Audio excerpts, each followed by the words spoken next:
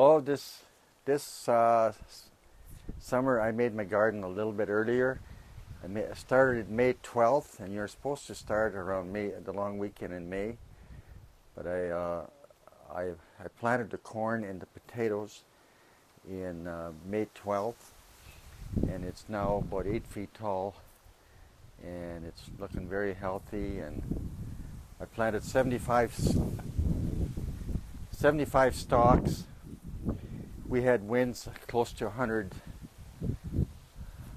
kilometers an hour, and I broke about 10 stalks, so I still have a good 65 stalks left. And So what do you do with that broom there? well, this broom, I sweep it lightly across the tops, and that's what pollinates. That's what pollinates the corn. So I've pollinated it already about 3 or 4 times, but now I need to pollinate it one more time so the cobs can fill out and get hard. Are you going to do that today? Yeah, I'm going to do that today, yes. All right, do you want to give us a demonstration? Sure. Show us how to use the corn broom. This is the corn broom. It has an actual name, corn broom. So my information is that the reason, see, I brushed it over those tassels, and it's the female in the corn that produces the corn. So when you sweep over it with a broom like this, what happens is it pollinates it. It's just like a man and woman being together. The female, the woman, is the one that makes the corn. And so right now I'm gently sweeping over my corn, and those tassels, they have a powder in them, and what I'm doing is kind of leaving some powder on the plants. So what all do you have planted here in your garden? Well, this part here is tomatoes, and they're about 3 feet wide right now and 3 feet high. They're really growing very, very, very, very much. And I've already got some growing here. If you want to take a look at that, Jarvis, see that in there? Did you get it? Yeah. So each flower that you see on the plants will produce a tomato. And I planted again. I made a mistake and planted my carrots too close. I should have left more room. And my carrots are going underneath the tomatoes here. See the carrots? These are carrot leaves. There's a whole row of carrots there. Same as this one. Same as this one here. These are all carrots. And I didn't go big on peas. I just wanted enough peas just to munch on them a little bit. Because peas are so reasonable, inexpensive in the store. You can buy great big bags of peas, and see how they're hanging on there? Yeah? Yeah, looks like it's coming along, eh? Yeah, and all I do is I pick them, and I just eat them. I eat them sometimes for breakfast. I have more stuff in the garden that I eat, and I always just throw the shells on the ground because it's compost. Then my next 2 rows here are beets. They're in the ground, so you can't. If you look at how they go, and they'll be about 2 inches right about now. Well, I also want to take this row. I made a mistake as well. This is my cucumbers next here, and they're growing right into my beets because they're creepers. Cucumbers are creepers, and each flower will bring a cucumber. When you look at that little one there, that's going to be a bigger cucumber one day. And I'll show you one cucumber that's just over in here. If you can see it. Yeah, I see it there. There's a cucumber. I had one that was a little bit bigger. I don't like them much bigger. That's when they taste the best and they're not bitter. But again, every flower that you see, all these yellow flowers, will still give me a cucumber. So you're gonna have lots of cucumbers this year. Yeah, if I get too many, I just have to start eating faster, or I see all the flowers there. Oh yes. See the little cucumbers? They're coming. They're coming, all right. Yeah. Then the flower just falls off. Flower falls off, and the cucumber takes over. I'll take you to my last summer in June. I planted cherry trees. These are cherry trees. They were 6 inches high back then, and now they're 3 feet or more. They were 3 feet last year already. This year they're just mostly filling out. There was lots and lots of flowers, and I thought I was going to have lots of cherries, but every flower instead turned into another leaf. I don't understand it, but that's the way it is. And these on this side here are actually Saskatchewan choke cherries. If you look at how they're coming in bundles. Mm-hmm. And that one there, if you take a good look at that, that's choke cherries. And all those flowers there, they will still turn into a choke cherry. They're dry, need more water. 30 degrees above isn't very good. And this is my raspberry patch. It's about 15 feet long.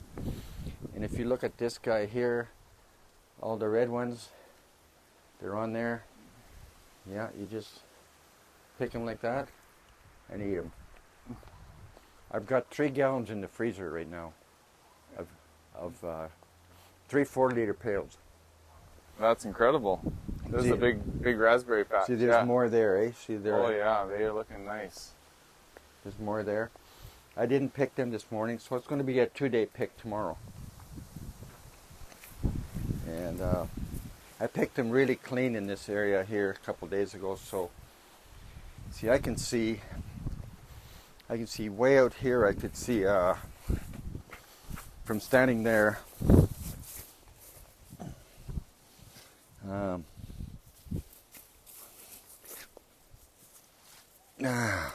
Well, here we are. Oh, he fell off, so he's right.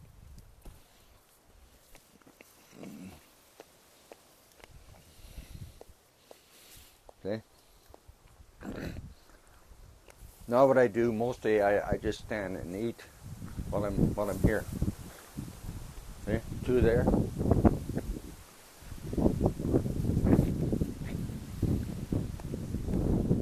And what do you got? These are your potatoes here then? Yeah, the bugs got it. Bugs got them. Bugs got them. Ate all the greens. But they have to flower first. This whole patch was potatoes. They were all in flowers. Beautiful mauve flowers with a yellow stem. Ah. Very, very pretty. And I'm getting about a quarter of the potatoes that I had last year from digging. I did dig over there a little bit. So I've been eating potatoes, fresh potatoes garden for all the month of July and August already. You were saying you got something that you didn't plant even show up, right? Yes, I did. all these yellow things here, I mean these green things, that's dill. And when these things dry, it's dill seed. And you pay up to $2-3 for a bottle in the store for that, eh? And I probably get about 20 bottles full here of this if I wanted to. I did throw them out, and they're dry. So this corner next year that's where the seed is developing. And last year I had some potatoes in here too, so potatoes also are growing. I was careless in how to pick the potatoes off, to pick them up and bring them in. Right. And the little ones, said, no, they're too small. And I forgot about them, and they got a rotor-tilled in, and they all gave me a free plant this year. And they're up in this patch here. There's about 10 or 15 of them, eh? And these are just some nice flowers just growing naturally, or did you plant these? I planted these because the bees, they love flowers, and that's how they pollinate. They go from flower to make to... And what kind do you all have going on here? Oh, they're just all wildflowers. Wildflowers. Okay. Yeah, they're just all wildflowers. What were we going to say is over here? And these are Saskatoon berry trees. Oh, Saskatoons. 1, 2. The crop is finished for this year. I picked them already. There's 1, 2, 3, 4, 5, 6. There's six trees here. And they will grow 8 feet wide when they're finished and 10 feet high. So this area here will turn into 10 feet high yet. Okay. And the same thing, those ones in the background there, those are Saskatoon berry trees. Like you can see one there, see one back there. And they've done well since last spring. Just gotta water them once in a while. Then I went all out and I bought myself some wild blueberry plants.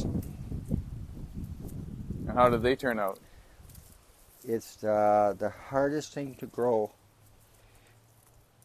Oh man, the birds got them. Birds got them. All right. Yeah. Oh, here we are. Here you are. Oh, yeah. Here we are. They're wild blueberries. Wild blueberries. Oh, yeah. Boy, that's a totally different taste than regular blueberries. Yeah. Okay. My yard is growing in weeds. I need to really seriously take the time and just do it. Grab all the weeds out of there. Get her weeded. And Well, thank you. Oh, what's next? And here's the corn. I'll show you look at this. That's what they look at a close-up. Each one that has that, each cob that'll still grow, will grow one of these first, and then the powder goes on the leaves, and you brush it over with a broom, and pollinates the corn. And each stem, like there's a stem that starts down there, then there's a stem here, and then there's a stem here, and then there's a stem here. So I could have four cobs on this one plant. Yeah, maybe. And Alexa, Amazon, she says you need a little bit of wind, and that's like it's doing right now. It's wind, and this powder goes and flies all over the leaves. So I don't have to spend as much time pollinating. No. They said it actually pollinates itself. Natural pollinating. Oh, very good. And I'll show you something else.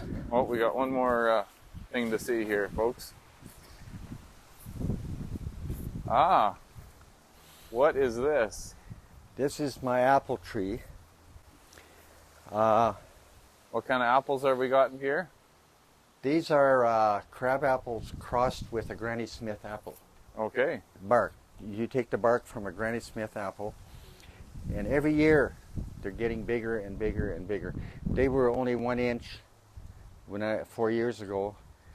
Jarvis, if you come a little further this way, I'll show you some bigger ones.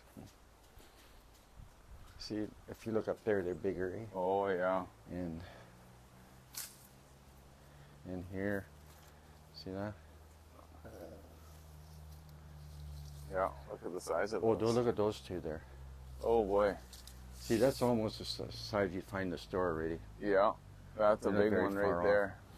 So my goal is to, last year I picked 2.5 5-gallon pails of apples. I gave Carl, my brother, one whole pail, and I ate and ate and ate till, and then he started spoiling, and so I don't put them in my compost. But well, there we go. So this year, what I want to do is pick them all, take the core out a little bit, or most of it, and then I'm going to make applesauce out of them. So just about every good meal I have, I'll have a few tablespoons of applesauce to go with it. Very nice. Yeah. Very nice. And look at that one up there. Oh, where did I see it? That one. Oh, wow. Yeah. Can we all see that one? Right up there. That's the one he's pointing at. And see, and do this one here too.